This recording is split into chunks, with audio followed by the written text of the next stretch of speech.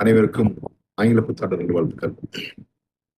இப்போ ஒரு 4, 5 நாளைக்கு முன்னாடி ஒரு 4 பேர் சேர்ந்து ஒரு வடநாட்டு இளைஞரை வந்து அருவாளால வெட்டி ஒரு பெரிய சம்பவமா எல்லா பக்கம் பேசப்பட்டுச்சு. அந்த விஷயம் எதனால நடந்துச்சு அப்படின்னு சொல்லி பரவலா இருக்கிற பேச்சு என்னன்னா, ஒண்ணு காவல்துறை சரியில்ல, இல்ல கஞ்சா, போதைப் பொருட்களோட புழக்கங்கள் ஜாஸ்தி ஆயிடுச்சு அப்படிங்கிறது தான் எல்லாரும் பொதுவா பேசுறது. இதுல இருந்து இன்னும் கொஞ்சம் பேசிக்கா நம்ம யோசிச்சு பார்த்தோம்னா, எதனால நடந்திருக்கலாம் இந்த விஷயங்கள் நடக்குது அப்படின்னு பார்த்தோம்னா, இந்த குழந்தைகள் வந்து சின்ன வயதுல இருந்து வளர்ற விதங்கள் தான் இதுல முக்கியமான விஷயமா நான் பார்க்குறேன். அதுல முதல் விஷயமா நம்மலாம் படிக்கும்போது ஐ மீன் 90ஸ், 80ஸ், 90ஸ் கிட்ஸ் படிக்கும்போது பார்த்தீங்கன்னா, அவங்க 6ல இருந்து 9த், 10த் வரைக்கும் நீதி போதனைன்னு சொல்லிட்டு ஒரு கிளாஸ் இருக்கும்.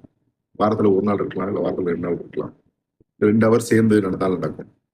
அந்த காலகட்டங்கள்ல ஒரு ஆசிரியர் இதுக்காகவே இருப்பாரு. அவர் என்ன பண்ணுவாருன்னா வந்து, அ ஒரு மன்னர பத்தி, அவரோட நற்பண்புகள பத்தி, இல்ல மக்கள் எப்படியெல்லாம் இருக்கணுங்கிறத பத்தி, குழந்தைகள் எப்படியெல்லாம் வாழணுங்கிறத பத்தி, குத்துனா அடுத்தவனுக்கு வலிக்குங்கிற முக்கியமான விஷயத்த பத்தி நல்லா சொல்லிக் குடுத்துருப்பாங்க.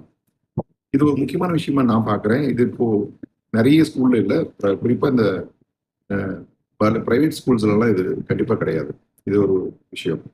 2வதா என்ன பார்க்குறோம் அப்படின்னா, தாத்தா, பாட்டி கூட இருக்கிற குழந்தைகள் கண்டிப்பா ஒரு நல்வழியில அவங்க வருவாங்கன்னு எனக்கு ஒரு நாள் நம்பிக்கை இருக்கு.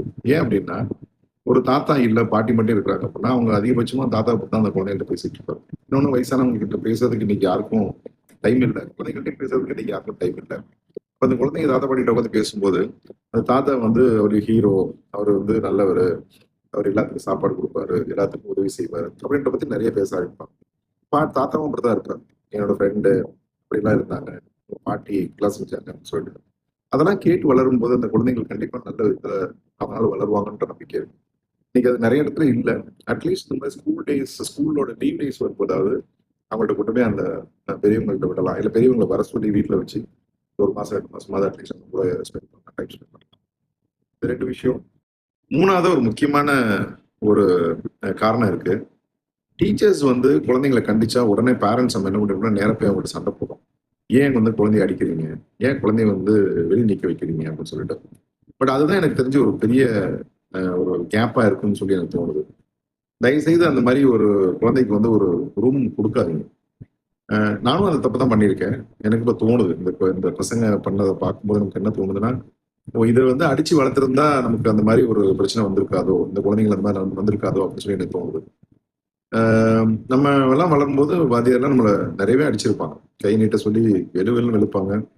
அப்புறம் முதுகுல அ குனிய சொல்லி அடிப்பாங்க. தலையில கொட்டுவாங்க. அம் கொஞ்சம் பெரிய பையனா இருந்தா முட்டி போடுறா அப்படிம்பாங்க. 1/2 மணி நேரம், 1 மணி நேரம், 2 மணி நேரம்லாம் முட்டி போட சொல்லுவாங்க. இந்த மாரி ஒரு கண்டிப்பான ஒரு வாழ்க்கை கண்டிப்புடன் இருக்கக்கூடிய ஒரு கல்வி வந்து கட்டாயம் இப்ப இருக்க குழந்தைகளுக்கு தேவை. அதனால என்னோட ரெக்வெஸ்ட் என்னன்னா, தயவுசெய்து இப்போ ஜனவரி 5ஆம் தேதி அடுத்த ஸ்கூல் திறக்குது. நேரா பேரண்ட்ஸ் என்ன பண்ணுங்க, கொண்டு போய் ஸ்கூல்ல விடும்போது ஒரு வார்த்தை சொல்லிட்டு வாங்க. டீச்சர்ஸ் நீங்க வந்து குழந்தைய கண்டிக்கிற விதத்துல கண்டீங்க. நாங்க அந்த விஷயத்துல தலையிட மாட்டோம். இப்ப டீச்சர்ஸ்க்கும் ஒரு பொறுப்பு இருக்கும்.